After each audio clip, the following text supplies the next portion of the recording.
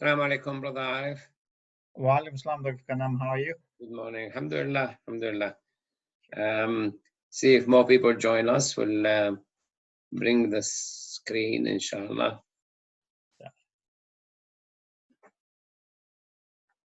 Okay. Bismillah ar-Rahman ar-Rahim. Alhamdulillah Rabbil Alameen. Wa sallallahu ala Sayyidina Muhammad wa ala alihi wa sahbihi ajma'in.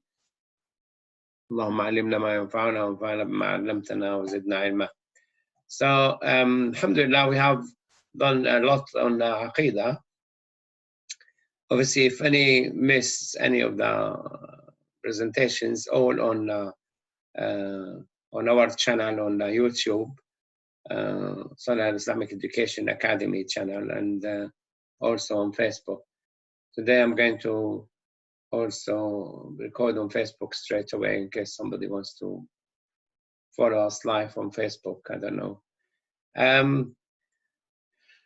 Now, the main Aqeedah went through, Aqeedah Ash'ariyah. We finished the main subject discussed, and now we are answering people who disagree with the Aqeedah Ash'ariyah, and we will say why, inshallah. So, here, number 11, they say, وَأَثْبَتُوا أَنَّ الْعِبَادَ يَخْلُقُونَ الشَّرَّ نظيرا لقول المجوس الذين أثبتوا خالقين أحدهما الخير والآخر الشر وزعمت القدرية أن الله تعالى يخلق الخير والشيطان يخلق الشر. Now they have problem with this. Who creates evil? Where evil comes from?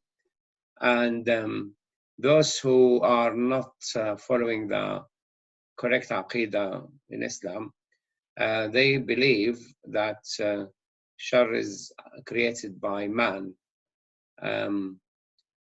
Or some of them believe there is the shar created by shaitan. Right, welcome brother Ahmad and sister Abida. Many of you would like to answer, is shar created by shaitan? What would you say? Somebody say shar created by shaitan.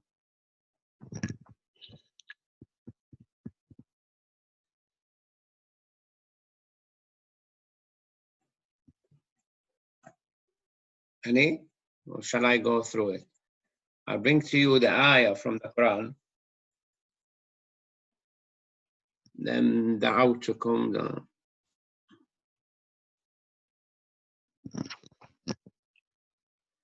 the day of judgment, Shaitan will deny that he has been influencing us. So I will get out of the I'll stop the share and I will share something else, inshallah. Welcome, another sister here, Sister Najma, joined us. So in the Quran, Allah Azza wa Jal said, وقال الشيطان لما قضي الأمر إن الله وعدكم وعد الحق ووعدتكم فأخلفتكم وما كان لي عليكم من سلطان إلا أن دعوتكم فاستجبتم لي فلا تلوموني ولومي أنفسكم. So the bottom one that Shaitan will say, I never had any control over you. He will say, and Shaitan, the day of judgment, will say, when the matter is decided, it is Allah who gave you a promise of truth. And Shaitan, I too promised, but I failed in my promise to you. And then he will say, Shaitan will say, I had no authority over you. I have no authority over you whatsoever. Shaitan is just bring idea. You choose to follow it and you choose not to follow. Accept to call you, but you listen to me. Just Shaitan brought the idea, follow me to the pub, follow me to drink, follow me to steal, whatever, and you followed me. And then he says, don't reproach me, but reproach yourself, your own soul. I cannot listen to your cries, nor you can listen to me. That means that that's it. I can't help you, you can't help me. Nobody can help us. And they all will have the severest penalty. So that respond to those who say Shaitan creates shar. Shaitan creates nothing at all. Shaitan only bring bad ideas, like we were told by Prophet Muhammad sallallahu alaihi wasallam. The angel will bring good idea, and the shaitan will bring bad idea, and you follow either. And Allah said in the Quran, وَهَدَيْنَاهُ النَّجْدَيْنِ. We showed you both ways, the right and the wrong, and you made the choice. And also he said in Surah Al-Isra, كُلُّ إِنسَانٍ أَلْزَمْنَاهُ طَائِرَهُ فِي عُنُقِهِ. Every human being have the decision making in his brain. If you're tied to your decision, so you are bound to your decision. Whatever you decide, like they say, you put your you chain yourself. You put responsibility on your neck, on your shoulder. You carry it on your shoulder. This is what the proverb says. So you carry your own responsibility. But where shaitan, where the shar comes from? Where is the shar come from? The evilness. Where the evilness come from? Anybody? You want to jump in and say where evilness come from? No? Well, you just said it. So evilness comes from Shaitan. Shaitan influences you to do evil things. But shaitan is an idea. An It's idea. influence. So he's got to influence you to do things which are defined as evil, or act which are evil. Is there pure evil? Because the unbeliever will say, why Allah allows evil to exist? That's one of the topic we tackle in the school. Evil, it's like you take the coronavirus. Is it evil? In a way it is. But in another way, there's a lot of goodness came out of it. First, the environment improved. Secondly, there's no more people in the nightclubs and dancing. There's no people going to mosque showing off, because many people go for showing off. And there's more people, less people wasting their money on footballs. They go in for £40 and they can't hardly find food or something. There's more people flying, wasting their money, while there's a lot of people who are poor. So you'll find that the evilness, pure evilness, doesn't exist. But what's good for one could be bad for another. But then, if there's no illnesses, you don't have, the hospitals will close, doctors will have no jobs, men will have no jobs, nurses will have no jobs, drug makers will have no jobs. So Allah built a life depends on each other, which even for one is good for the other one. Even the rubbish you throw away, a lot of animals survive on our waste and digest it and things. So if there is no rubbish, there will be no refuge collectors, there will be no recycling, there will be no benefit from, if you are not buying food to produce roughage, then you'll be constipated. You need to find food which have waste and things. So there's no pure evilness. What's evil appear to somebody, like if there's a frost, -5, 10 degrees centigrade. If there's no frost, then insects will not die. Then insects form like 99% of the population of the earth. They will eat planet Earth. They will eat the green and the dry. They will lose everything. So frosts come and destroy large percentage of the insects. And then if you don't have freezing weather, people who sell petrol will go out of business. People who sell central heating go out of business. People who sell heavy clothing will go out of business. You see, when it's mild weather, by January, February, they drop the price of the heavy jackets, and the jumpers and things become like quarter of the price, because they rely on people buying it. They don't buy it because it's warm. So they lose money. So what's good for one is bad for one. What's bad for one is good for one. So pure evil is not there, because Allah created things to balance each other, recycle each other. And shaitan have no influence on creating evil. or goodness. Ideas come and the person follow it or not follow it. So the answer to this number 11, that no one creates shar, there is evil ideas, but you don't have to follow it. There is something called killing and shooting, but you don't have to do it. If Allah doesn't want somebody killed, then you miss. When you shoot, you miss. Now, when those come with the conspiracy theory, to me, if they are Muslims, they might go out of Islam because they're denying Allah in charge. They believe CIA in charge, MI5 in charge, MI6 in charge, FBI in charge, KGB in charge, Chinese government in charge. No, none of them is actually able to produce any bad or good unless Allah permits it, which is going to come the next item, I think. Yeah, next item, item 12. زعموا أن الله ما يشاء ما لا يكون. That's Allah.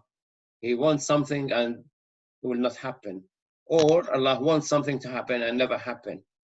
While we, the Muslims, our Aqeedah, whatever Allah wants, it will happen.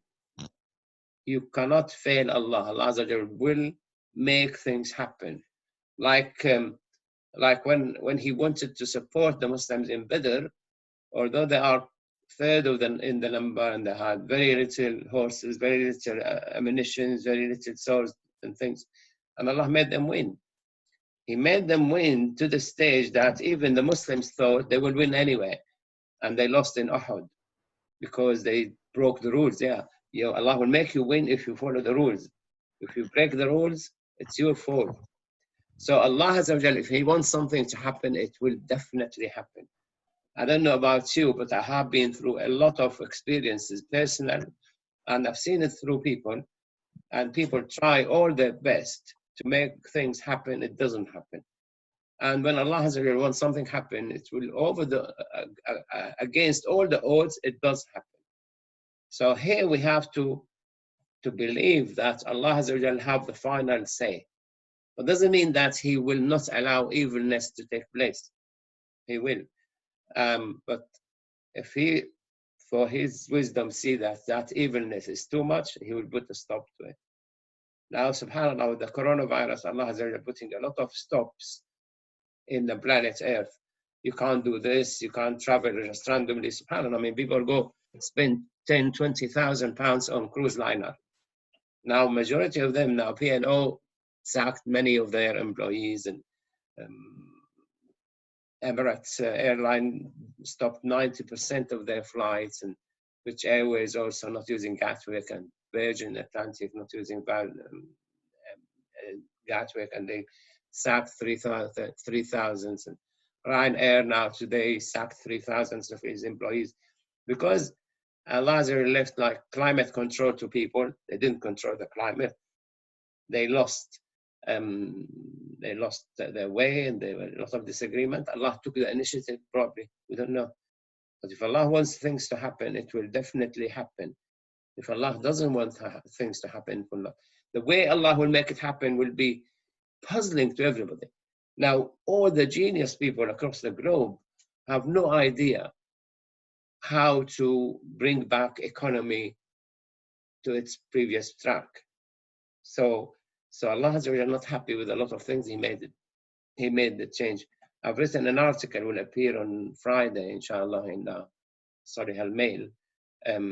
And there's a hadith, the Prophet ﷺ warned us, if this happened, that and that and that will follow. If this happened, this and this will follow.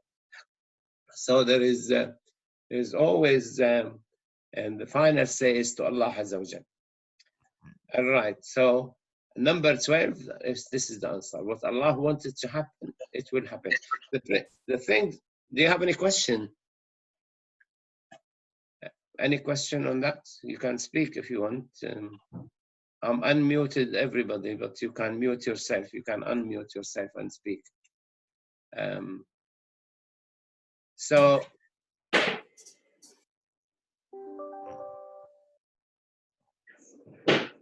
I have now. Hello, Assalamu alaikum. This is Najma. Yeah, do you have a question? Yes, thank you very much for inviting me. Yes, I think, you know, the point you made about the world leaders not controlling the CO2 emissions and the carbon footprint, and, you know, the way I feel that in order to control that, this coronavirus has, you know, made the whole world stop.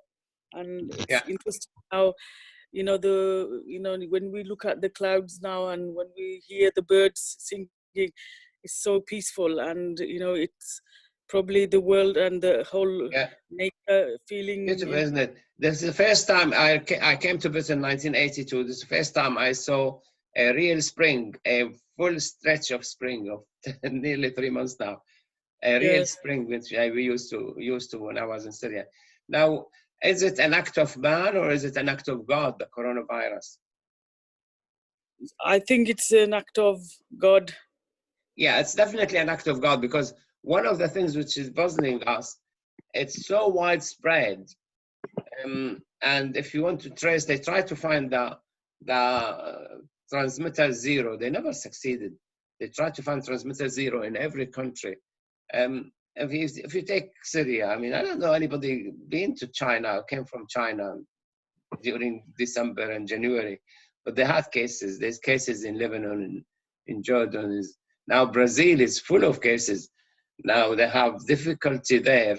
And then you could look into Brazil, how much they contributed to destroying the environment, destroying the Amazon, burning the trees in hundreds of acres and things.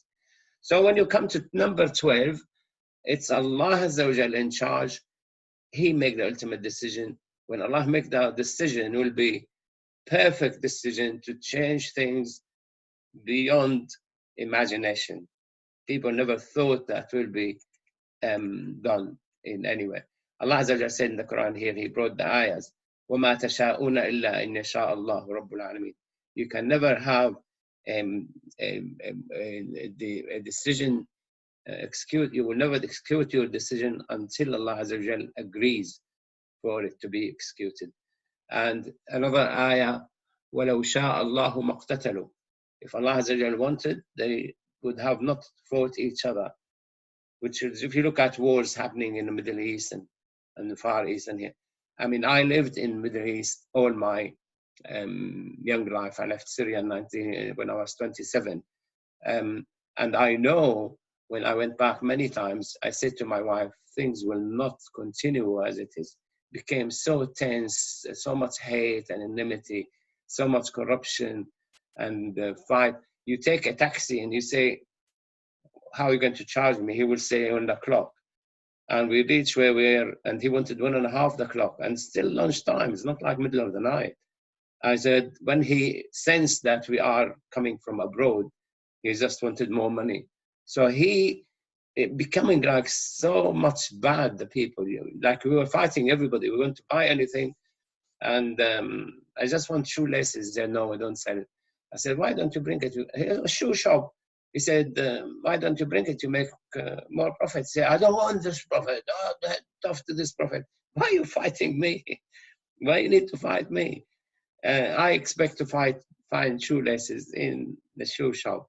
There's not like department stores over there to contain everything. So when they started the fight, it's no surprise to me. There's so much enmity, so much hate, so much corruption, so much aggression. We took a taxi, me and David Percy, you know, this English guy who worked with us in the school. And the guy started insulting the British. He heard that he's British and he started insulting the British and instead his tone became more aggressive. So I said, we want to drop us here, please. You know, I want to buy something in there. I stopped quarter of the way. I was afraid of him kidnapping us for the sake of, you know, taking money or something, you know, just I left the car.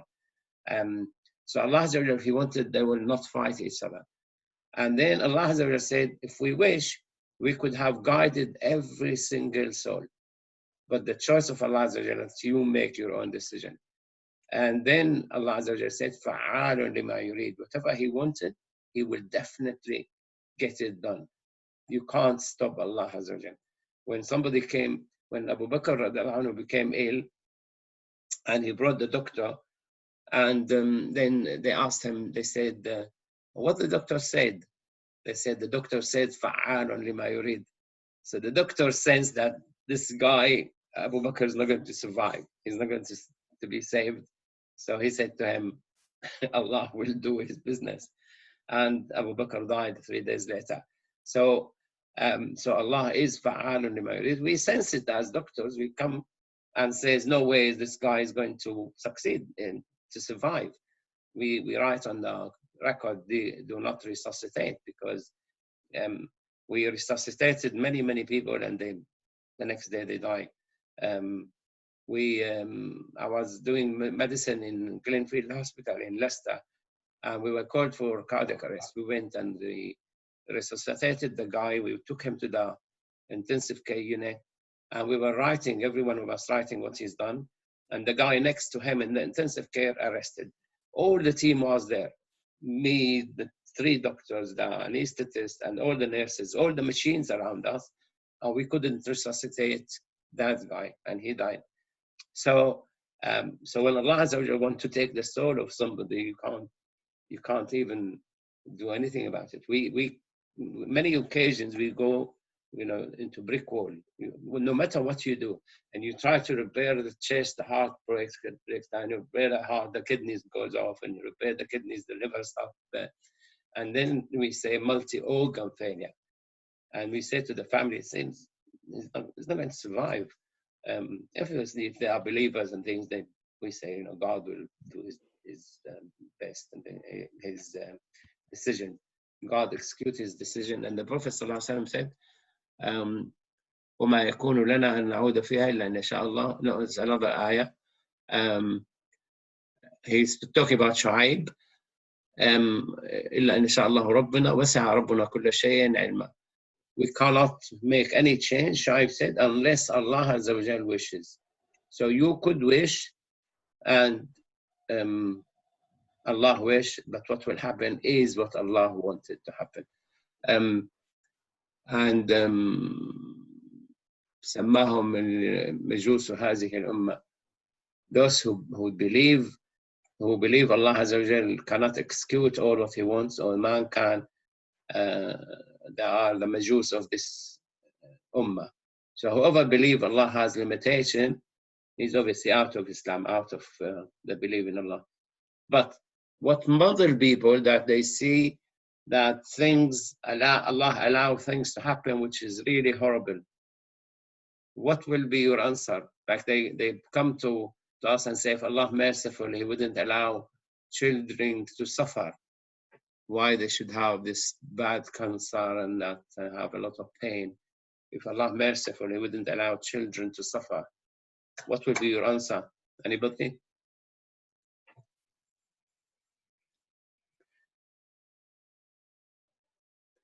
No contribution.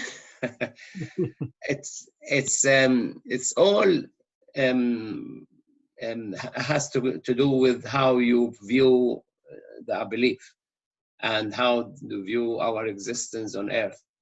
Who brought us here, why we're here, where we're going, and what happened to our children if they die or suffer early, what happened if people unjustly treated. Allah mentioned in the Quran, Surah Al-Ukhdud, قتل أصحاب الأخدود النار ذات الوقود, Surah Al-Buruj, that the people of the trench, they were a king who dig a big hole and he threw all the believers in it alive. And Allah commented that in the Quran, that all of them were died just because they believed in Allah Azza wa Jal. If you take life on this earth compared to the life awaiting for us in paradise, it is 0. Even if we live 200 years or 1,000 years like Noah, divided by eternal life in paradise, it is 0. So for Allah Azza wa Jal, you lived in earth is a split of a second. And you're moving to your new life. The Prophet ﷺ said, the example of me and your dunya, your life here, It's like a traveler who stopped to rest under a tree and he's about to leave. So whatever happened in that 5 minutes or 10 minutes he rested, it's not matter. I'm going now. I'm leaving. Sometimes when you go on holiday and you find that the people are horrible or the place is bad, and your wife say, you know, or your husband say, oh, it's okay, I'm going tomorrow anyway. Don't worry about it. You know, we'll go back home. So this is us in this life. We are going back home to Jannah. So even if you suffer for 80 years, the end of the day, you're going back home to Jannah. So it's not considered an issue. So when Allah Azza wa Jalla chooses, وَيَتَّخِذَ مِنْكُمْ شُهَدَاءَ, Allah said in the Quran, Allah will choose from among you martyrs who will be privileged to have a shortcut to Jannah. So they go straight to Jannah, don't have to suffer for another 60 years. Is the one who die age 20 better, or the one who die age 80? In a way, it's better a shortcut to Jannah if he dies a martyr or dies for the sake of Allah. If one who lives for 80 years, he will do more good deeds, his status in Jannah will be high. But both of them will go to Jannah. So it's a shortcut. When your children suffer, we say you will be rewarded for them. They will go to Jannah if they die. Allah created a lot of medicines and ways to reduce the pain, so we have to use it. And you are in a win-win situation. You are not actually losing. If your children suffering and you are patient, you persevere, Allah will reward you and reward them. If they die when they are young, they go to Jannah. So you have already one or two who go to Jannah. And the Prophet ﷺ said, if you lose 3 of your children, that will guarantee you a place in Jannah. And they said 2, and he said, yes, 2 as well. But they didn't ask about 1.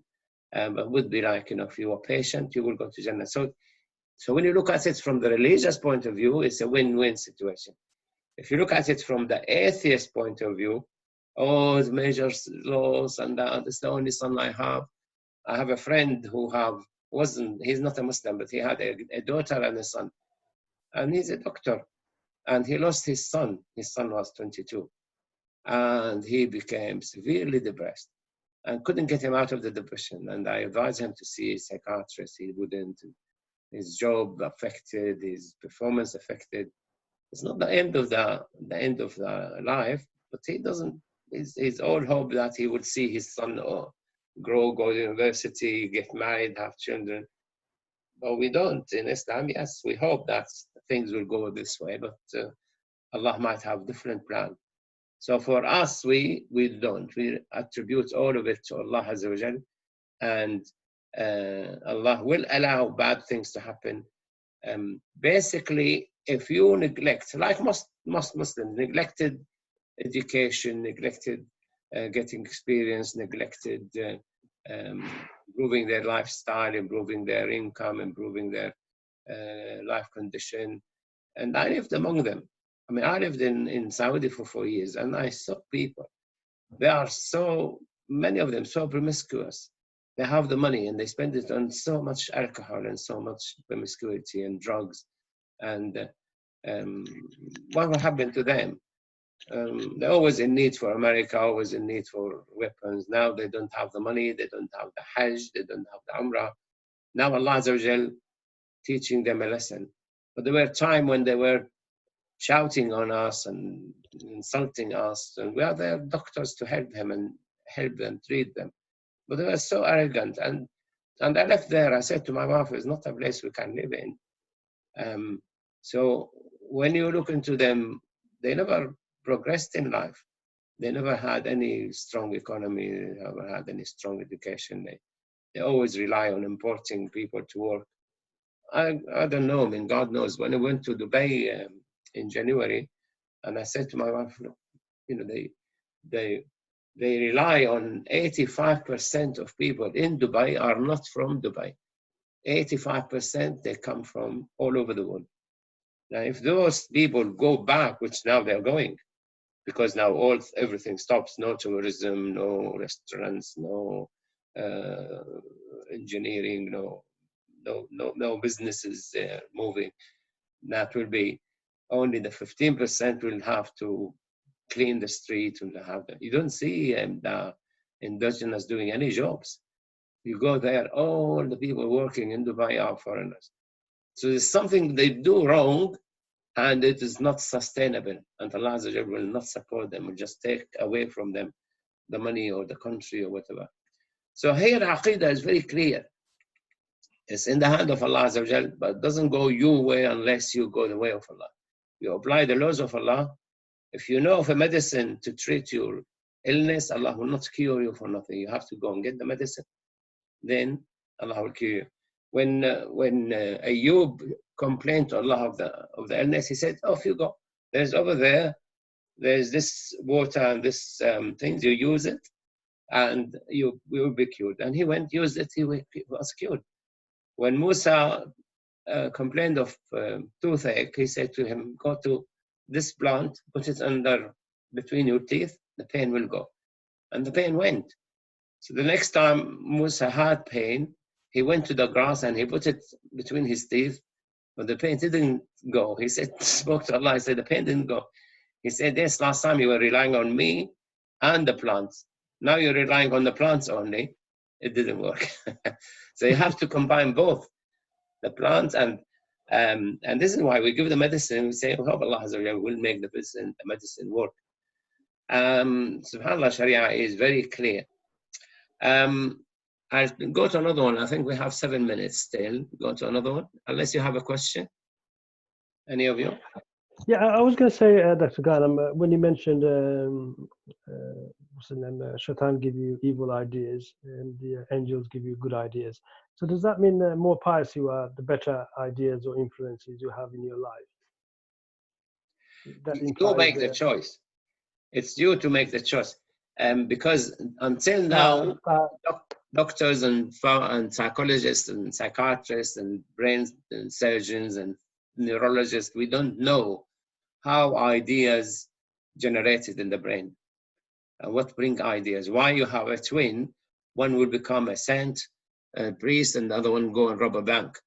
Why this one choose to steal a car and the other ones choose to go and buy a car? Now, why people choose to cheat on the wife or the husband, and why people choose to be straight? Ideas come to all of us, the good and the bad.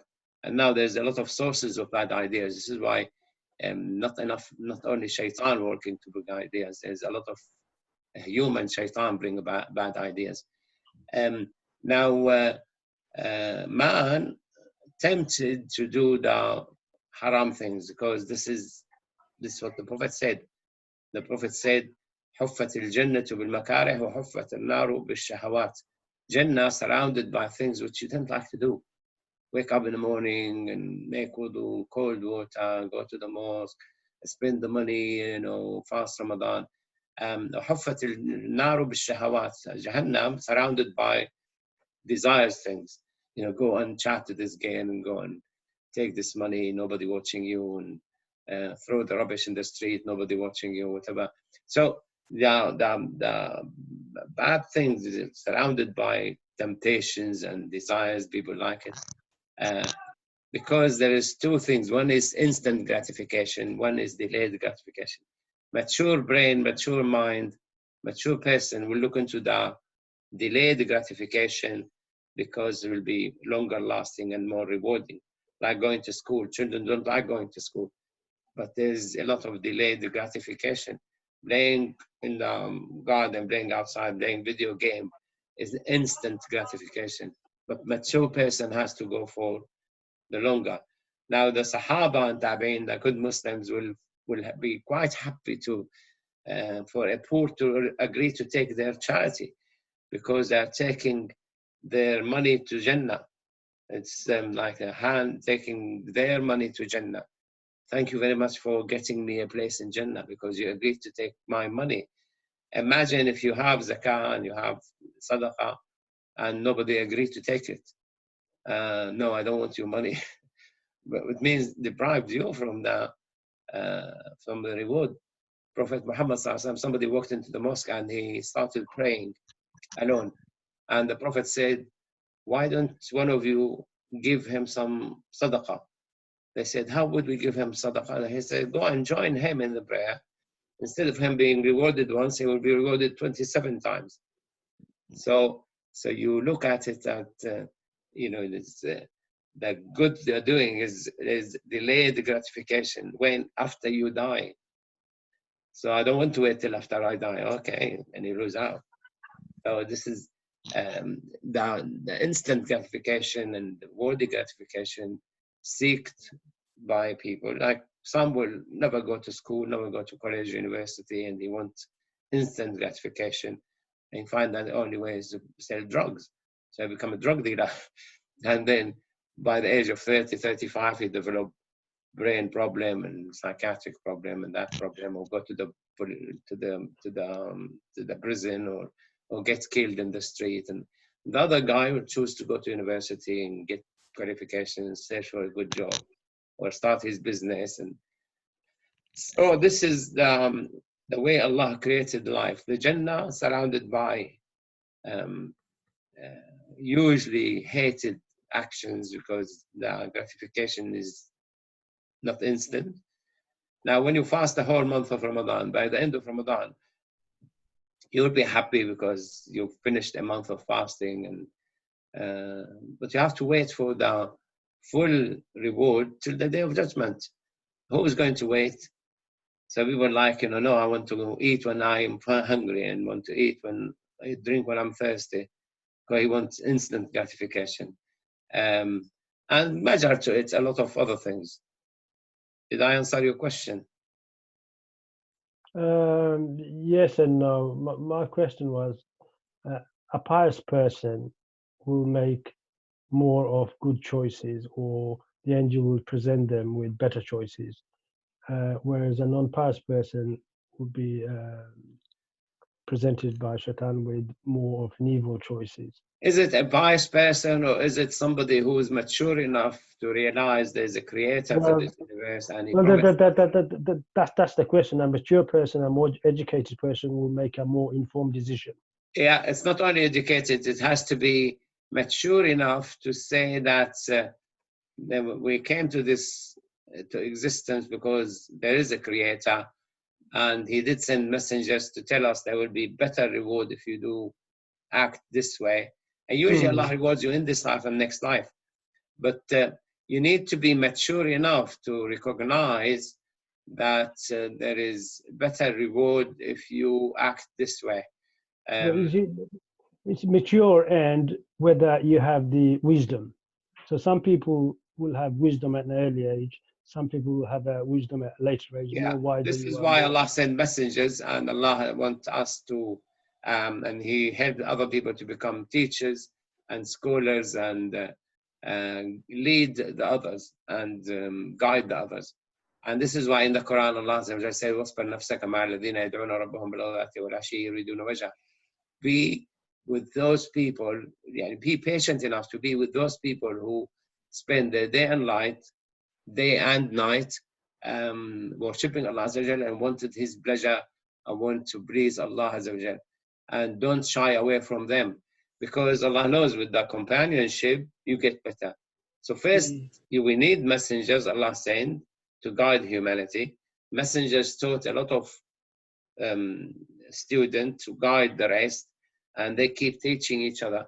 So one of our loss in the Muslim world that we don't have enough scholars. We don't have enough pious people to lead the rest. There's a lot of evil people to lead to evilness, but there's very few who are mature, pious people, righteous people leading the rest. There's good in every human being, but if he's not exposed to good people, probably he wouldn't act in good way because he will not be accepted by the gang around him. When my children were in school, it's like my daughter, she had a lot of English friends. She was the only Asian in the school at that time in Arden. And she was organizing herself the outing. So she used to go and book in a halal restaurant and invite girls only. So no boys. So she was able to twist the direction, and a lot of girls followed her. She had a lot of friends. And the same with my boys, just try to changed the direction of people who befriended them, and they had a large number of friends in the right direction. They started playing basketball in the prior, started going in trips and started going to decent films and things. So these type of people, very few scholars around. This is why a lot of evilness. When there's a lot of evilness, Allah stopped in and put a stop to it. And I believe by myself, this virus is like a step from Allah to stop everything, rearrange, reset the humanity, rethink about your gathering, whether it's a nightclub or whether it's a restaurant, whether it's a beach, whether it is a flight full of people, you know, sneezing and coughing, and whether it's a train. When I went to London, and we hated London Underground, people just pressurizing you bodily, physically. There's so many people in the train that you don't fall because you fall on this guy and this guy. There's no space to fall. And Allah seemed to be keen to put a stop to that because man could not do it himself. You know, we had in the hospital, we had something called self-governing, that if you don't self-govern, the trust will step in, or the Department of Health will step in. They came to my department one day and they said, if you don't do A, B, C, D, we will take, the GPs came and said, we will take the service to Coventry. And the chief executive officer moved the 2 consultants out of Solihull and he put them in Birmingham, and he brought 2